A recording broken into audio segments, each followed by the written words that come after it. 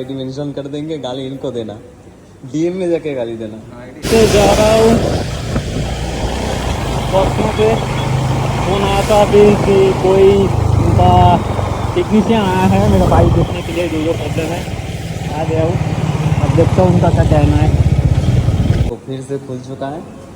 अरे सर जो है इसको सही कर रहा है। इस बार अगर कोई प्रॉब्लम हो गाड़ी में तो इसको गाली देना, मैं इनका आईडी मेंशन कर देंगे, गाली इनको देना, डीएम में जाके गाली देना।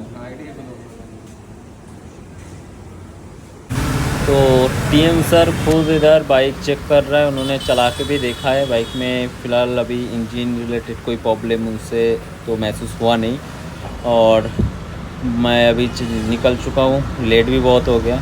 बाकी बाइक अभी पहले से थोड़ा सा स्मूथ महसूस हो रहा है मुझे, और पहले जैसे थोड़ा सा फास्ट गियर सेकंड गियर थोड़ा लैग हो रहा था, अभी वो चीज़ ठीक है।